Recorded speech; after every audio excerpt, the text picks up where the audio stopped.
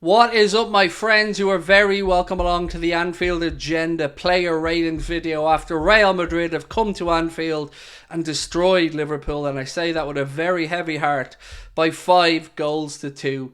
I'm going to do what I always do, which is go through the starting 11, give them a score out of 10, and of course I ask you guys to play along with me.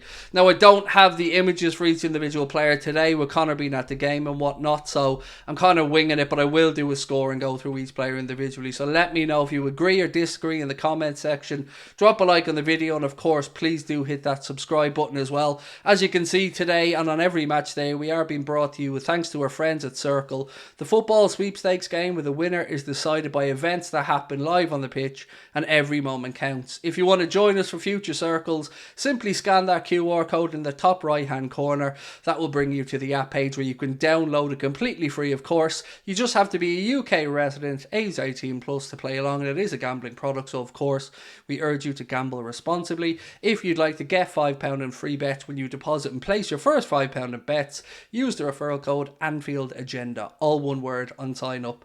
Look, usually this is the part of the video where I start speaking about Alisson and we start saying he didn't have much to do, or he didn't have much of an impact on the game, or he had a worldie. But every so often I've got to come on and say he had a howler. And today he had a howler moment. Now, he isn't responsible for this 5-2 defeat.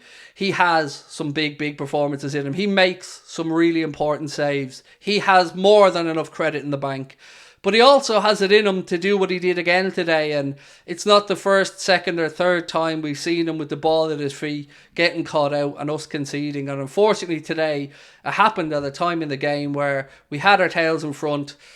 And look, you can say it balances itself out, I guess, because Thibaut Courtois had his own howler up the other end, but wasn't the best of performances from Big Ali today. And that being said, I can't go any further than giving him a 5 in all honesty. We will move on though to Trent Alexander-Arnold on the right hand side of the defence.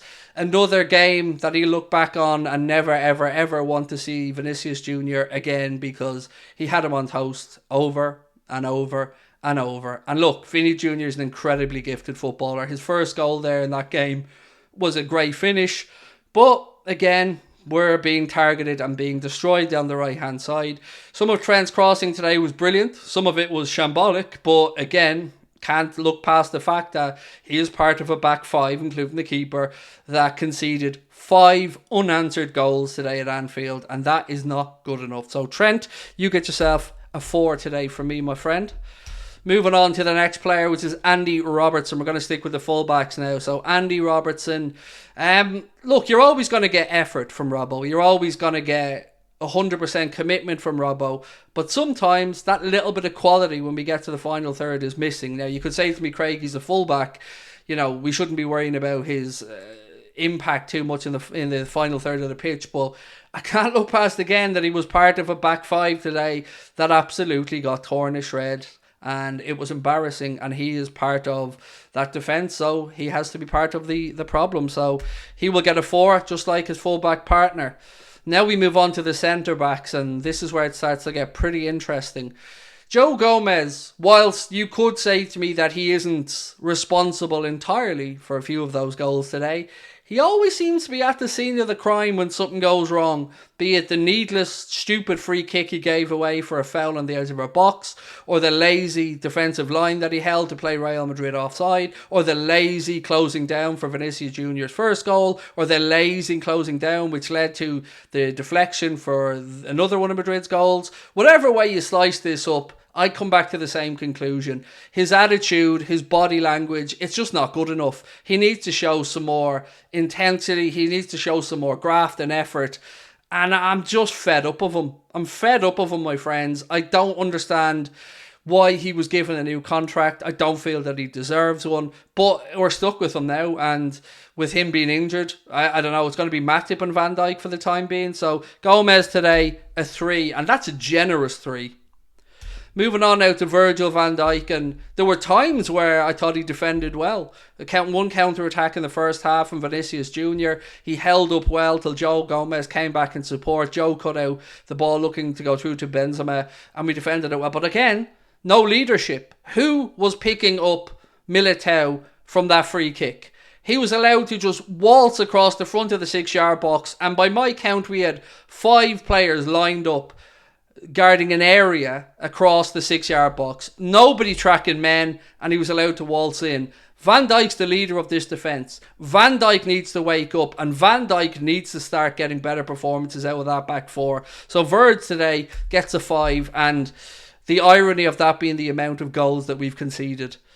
We move into midfield now, and we start with Fabinho. Weirdly, I thought it was one of his better first halves. I actually thought he looked okay. I've been saying he looked off the pace. Not the case in the first half. I thought Jordan Henderson himself were really good. Bajcetic struggled at times in the game, but look, he's an 18-year-old kid. That is going to happen, particularly when you're up against one of the best midfields. Well, part of one of the best midfields in Europe, because of course Toni Kroos wasn't there today for Real Madrid either. But Fabinho, I'm not going to go overly harsh on today because I feel it was one of his better performances. But again, we're too easy to walk through in the middle of the park.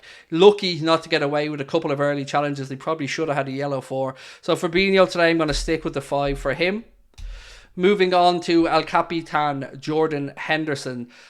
Look, I thought Jordan Henderson for about 50 minutes was really good. Was all over the park. The link-up play on the right-hand side at times in the first half with himself, Trent, and Salah looked really good. Played some good incisive passes as well.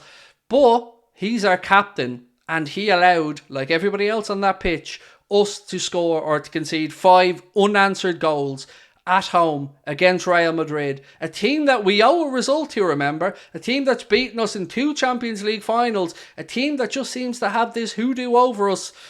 And yet again, Henderson was in that midfield that was just ghosted through in the second half effortlessly by Real Madrid. So Hendo today, look, I'll give him some credit. I'm going to go 5 again for Jordan Henderson. And my instinct was to go 6, but I don't think anyone deserves something that high.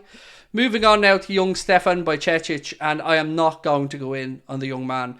Difficult learning experience for him. Not a night he's going to want to remember. It wasn't his best performance in a Liverpool shirt, but I can't fault the lad. He's learning. He's 18 years of age.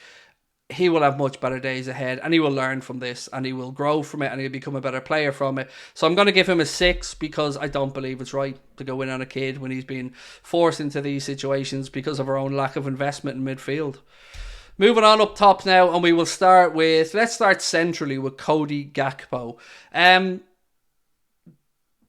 Wasn't too impressed, if I'm being honest, with Cody today. Not surprised Klopp played him through the centre again, but I'm a little bit surprised that we wasn't taken off a little bit earlier, and maybe Bobby Firmino or Diogo Jota brought on.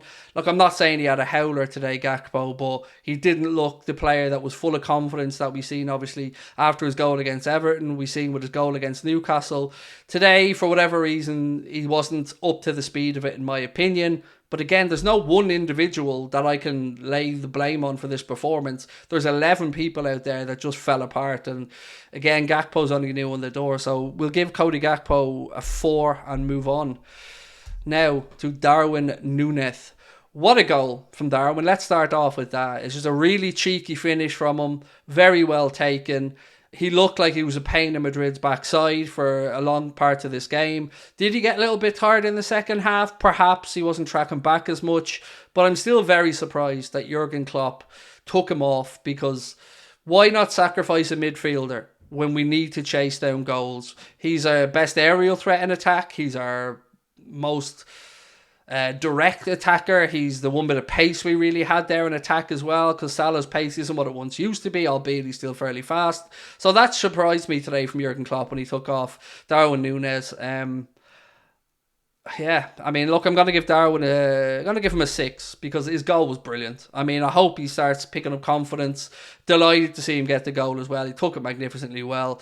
And I'm still sitting here scratching my head trying to figure out how we went from being 2-0 up and playing brilliantly to capitulating. And the last one of the day, my friends, Mohamed Salah. Look, he's not going to score many easier goals than the one he was gifted by Thibaut Courtois today. In the first half, I thought he was a bit wasteful.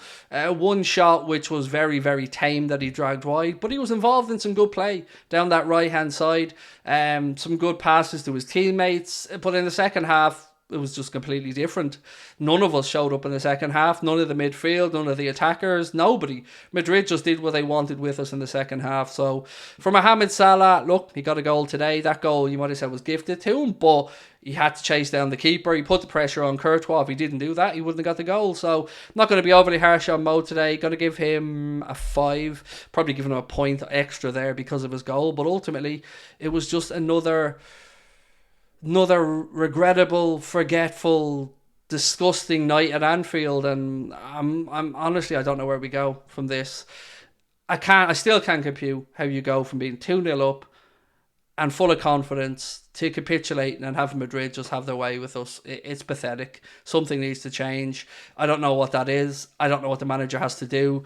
But ultimately, this team's going nowhere at this particular moment in time. So I'm going to hand it over to you. You guys can have your say in the comment section if you agree or disagree with me. If you're asking me for an Anfield Agenda Man of the Match today, I mean, Vinicius Jr. I don't think I've ever given Man of the Match to an opposing player, but Vinicius Jr. was at his deadly best today, and he's an incredible talent. So, yeah, look, heartbroken, frustrated, annoyed, same feeling as all of you guys, but we got what we deserved today, and that was a 5-2 beaten by the European champions.